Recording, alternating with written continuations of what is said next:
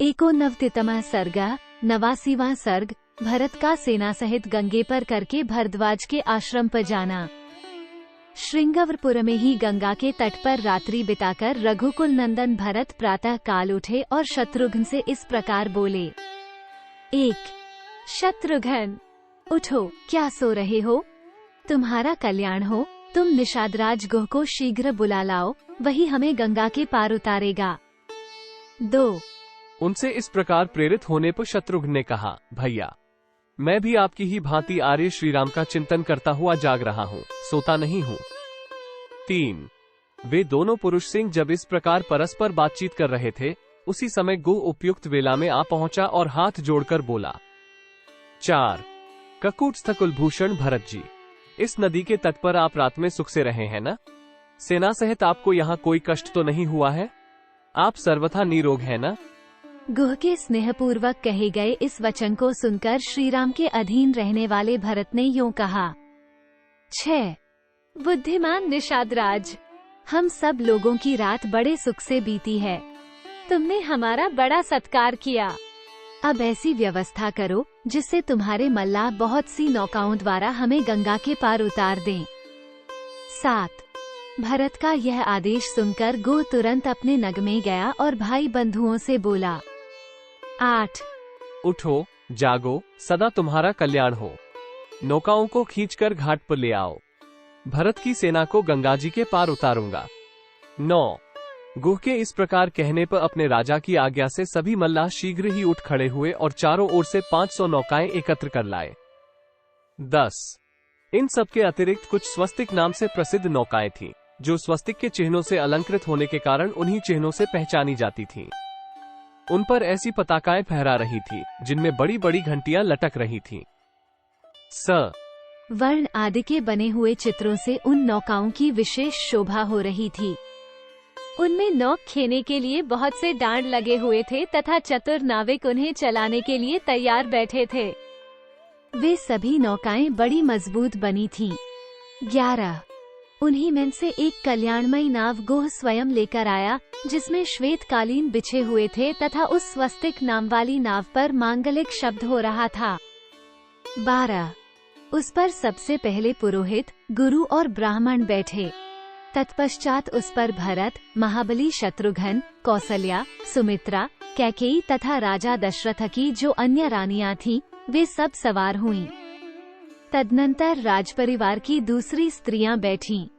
गाड़ियां तथा क्रय विक्रय की सामग्रियां दूसरी नावों पर लादी गईं।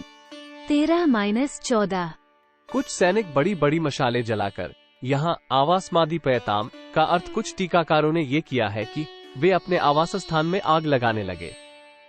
आवश्यक वस्तुओं को लाद लेने के बाद जो मामूली झोंपड़े और नगण्य वस्तुएं शेष रह जाती हैं, उनमें छावनी उखाड़ते समय आग लगा देना, ये सेना का धर्म बताया गया है।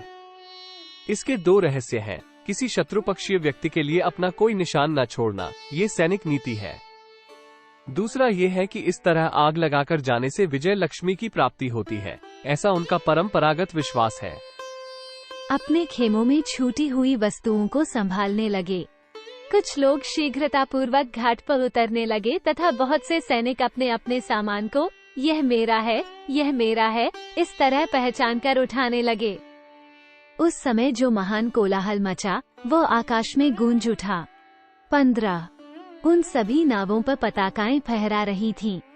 सबके ऊपर खेने वाले कई मल्लाह बैठे थे। वे सब नौकाएं उस समय चढ़े हुए मनुष्यों को तीव्र गति से पार ले जाने लगीं। 16 कितनी ही नौकाएं केवल स्त्रियों से भरी थीं। कुछ नावों पर घोड़े थे तथा कुछ नौकाएं गाड़ियों, उनमें जोते जाने वाले घोड़े, खच्चर, बैल आदि वाहनों तथा बहुमूल्य रंत आदि को ढो रही थीं। 17 वे दूसरे तट पर पहुंचकर वहां लोगों को उतारकर जब लौटी, उस समय मल्ला बंधु जल में उनकी विचित्र गतियों का प्रदर्शन करने लगे। 18 वैजयंती पताकाओं से सुशोभित होने वाले हाथी महावतों से प्रेरित होकर स्वयं ही नदी पार करने लगे। उस समय वे पंखधारी पर्वतों के समान प्रतीत होते थे। कितने ही मनुष्य नावों पर बैठे थे और कितने ही बांस तथा तिनकों से बने हुए बेड़ों पर सवार थे। कुछ लोग बड़े बड़े कलशों, कुछ छोटे घड़ों और कुछ अपनी बाहुओं से ही तैरकर पार हो रहे थे। 20 इस प्रकार मल्लाहों की सहायता से वह सारी पवित्र सेना गंगा के पार उतारी गई। फिर वह स्वयं मैत्र नामक मुहूर्त में उत्तम प्रयागवन की ओर प्रस्थित हो गई। 21 2-2 घड़ी दंड का एक मुहूर्त होता है। दिन में कुल 15 मुहूर्त बीतते हैं। इनमें से तीसरे मुहूर्त को मैत्र कहते हैं। बृहस्पति ने 15 मुहूर्तों के नाम इस प्रकार गिनाए हैं: रौद्र, सार्प, मैत्र, पैत्र, वास्व, आप्य, वैश्व, ब्राह्म, प्राज, ईश, ऐन्द्र, ऐन्द्राग्नरु, नैऋऋत, वारुणार्यमण तथा भगी। जैसा कि वचन है, रौद्र, सार्पथा मैत्र, पैत्रो वास्वेव च, आप्यो वैश्वस तथा ब्राह्म, प्राजेशेन्द्रास्थैव च, ऐन्द्राग्नो नैऋऋतश्चैव वारुणार्यमणो भगी। एतेहनि क्रमशो ज्ञेया मुहूर्ता दश पश्च। वहां पहुंचकर महात्मा भरत सेना को सुखपूर्वक विश्राम की आज्ञा दे उसे प्रयागवन में ठहराकर स्वयं ऋत्विजों तथा राजसभा के सदस्यों के साथ ऋषि श्रेष्ठ भरद्वाज का दर्शन करने के लिए गए। 22 देवपुरोहित महात्मा ब्राह्मण भरद्वाज मुनि के आश्रम पर पहुंचकर भरत ने उन विप्र शिरोमणि के रमणीय एवं विशाल वन को देखा, जो मनोहर पर्णशालाओं तथा वृक्षावलियों से सुशोभित था। 23 इत्यार्षे श्रीमद् रामायणे वाल्मीकि आदिकाव्ये अयोध्या कांडे 89तमः सर्गः। इस प्रकार श्री वाल्मीकि निर्मित आर्ष रामायण आदिकाव्य के अयोध्या कांड में 89वां सर्ग पूरा हुआ। 89